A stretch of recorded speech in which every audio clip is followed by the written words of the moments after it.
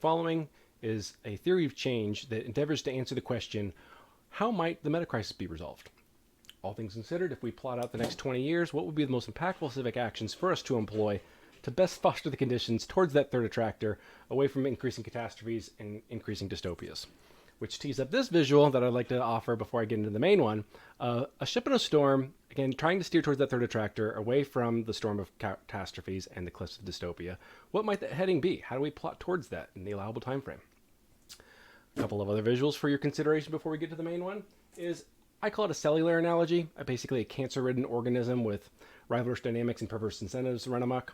If we might find a situation where this plays out positively, where the ethical actors, all things considered, by comparison, win out over the cancerous cells of rivalrous dynamics and perverse incentives run amok, how might that play out positively? How could we imagine a situation where this doesn't die? And so I have a third one for consideration in case there's a third one that I haven't considered. So that's a good analogy. And then couple other ones, if you will be willing to consider them, is a garden where, let's say, the plants are the key individuals from ourselves to highest people of consequence, and you have a front end and then a back end. Back end being stewardship, bit from education to diplomacy, just watering the plants with nutrients. And then the front end being policing efforts, prison systems, deterrence that stomp out the weeds. To some extent, I think that you can recognize that any efforts on the front end, you get a higher return on the back end, and we keep leaning into the front end because there's profit there with prison systems, and there's not that much to be had with education. That's kind of the problem here. And so to what extent we can do a better job of watering the plants with nutrients of qualitative sense-making is kind of the main bit here. So I'm going to posit a drip system of some kind, if you can treat that as a metaphor. And we'll get into that here in just a minute. And last two, river economic compulsion, which you can find in the clips that I've shared from Nate Hagens and Dan Schmachtenberger's podcast, Modeling the Drivers in the Meta-Crisis. Nate Hagens talks about this river of economic compulsion, where the actors are following this inexorable calculus of if I don't, they will, so I must. This economic compulsion that pushes them towards this waterfall because they feel like they have no choice. Well, to some extent, I think that you can simplify that by asking, well, what would be the tailored best calculus, personalized to the individual, that might get them to recognize the need to get out of the river, and then what they can do to play a positive role to stewarding the other actors in that river so that we can reach a critical mass of effective stewardship and not lose the playing field.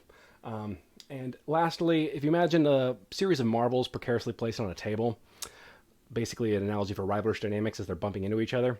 We're at a point now where there's profiteers that are facilitating that and fostering that and speeding that up. Social media institutions, etc.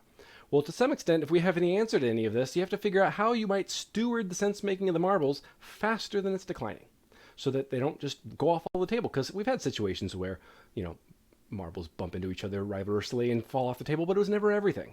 Now we're at a globalist situation where it could be everything, and you basically have to figure out a way of plateauing the problem and getting ahead of it and stewarding the sense-making faster than it's declining. So we're going to get into that now.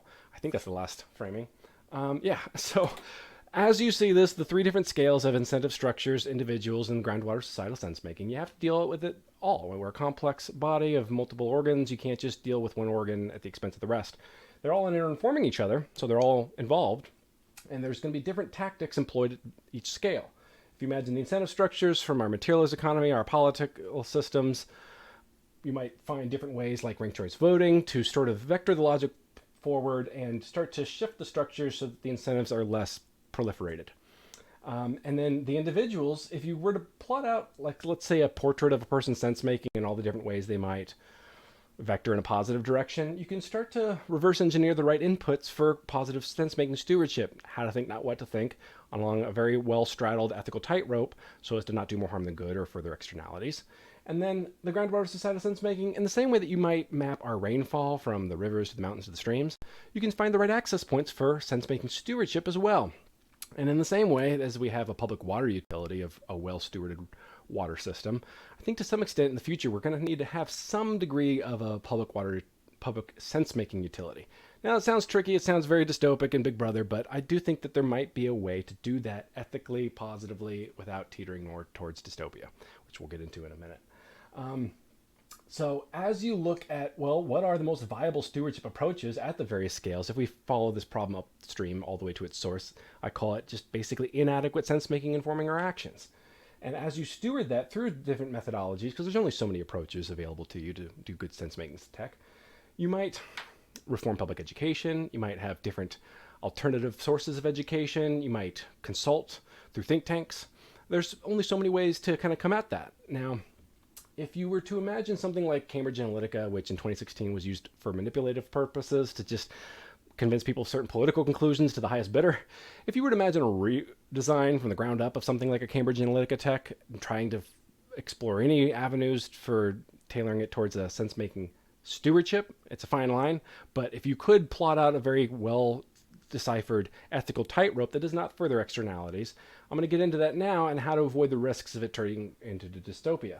Because as you'll see with this visual, if you could plot out the potential sense-making shifts of key players, whether it's high people of consequences, geopolitical leaders, to some extent you need to start to recognize that, well, as one guy gets out of the river of economic compulsion, how do you avoid the fact that everybody else just beats him out? And so to some extent you have to take it all into account and recognize how you might vector this person's sense-making and how that vector might affect the other players involved, and do a macro projection for all of the players, trying to recognize the calculus that they ought to recognize for all of our interests in the allowable time frame. So if that makes sense, it's kind of like a 4D chess analogy.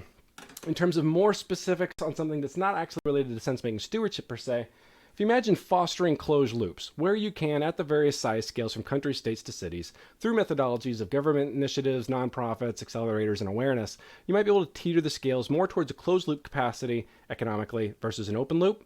And in the same way that as the EU adopts more environmental initiatives, it starts to create a momentum towards doing that and gives cause to others to do that. As you can steward in the right places in the right way, prioritize to them, you might be able to start to shift smaller city-states towards a closed-loop model, places in the Midwest or in the EU to some extent, and start to teeter the scales that might gain momentum. Also, on an individual capacity at that scale, if you could imagine facilitating a gig economy, tailoring an ideal role to play to the individual based off of their skill sets, what they have to bring to the table, along a scale of involvement from getting towards the tip of the spear of the necessary civic actions to just a lesser involvement depending on them, whether they bring a tech skill set or education based on their situation, tailored to them through a questionnaire of whatever capacity, what might be the best role to play for them so they can find themselves within those civic actions that steer us away from the cliffs of dystopia and the increasing catastrophes towards that third attractor and a better viable situation for us all. So those are just a couple of things to consider. The only other thing I have to offer here is the risks involved and how to best navigate them. The biggest risks that I see that most people talk about are the risks of corruptibility and capturability. How do you employ control systems without being corrupted or captured? Well, when it comes to corruptibility, I think there's this often oversimplified framing of absolute power corrupts, absolutely. But as long as you have Genghis Khans, you also have Marcus Aurelius's. So you have a variable degree of ethical responsibility of power as you look throughout time.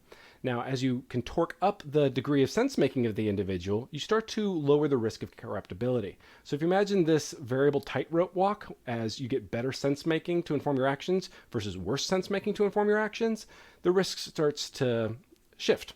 So let's say you had a control system like a Cambridge Analytica sense-making tech in the hands of a Schmachtenberger individual versus a Zuckerberg type of individual. It plays out differently based off of the sense-making of the individual.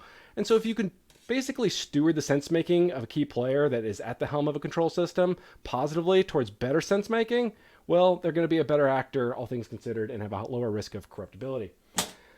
Also, capturability. Well, you have to be known to be captured. And so I just want to throw this out for consideration as a viable method for torquing down the risk of capturability. I call it Captain Planet behind the bushes. You have to be known to be captured. So if you have ethical actors stewarding the sense-making of key players and institutions through control systems and sense-making stewardship tech, if you do it behind the scenes, hidden with shell corporations from a distance, you start to lower that risk of capturability. Oh, we didn't even know about Cambridge Analytica until a few years later. So these are just ideas to put out for your consideration. I would love to get your thoughts on them. I'm someone that marinates in the space quite to an inexorable degree, at my own expense and to my own detriment to some extent. And I just really want to find some ways of getting involved on some civic effort of consequence, similar to that role to play. I don't have a lot of formal qualifications, but I do care to a tremendous degree for the situation. And I'm just another idiot that lives on the planet that doesn't want to watch the world die. So that's what I'm trying to tee all this up for, is to offer some viable possibilities for the right civic actions to employ in the allowable time frame.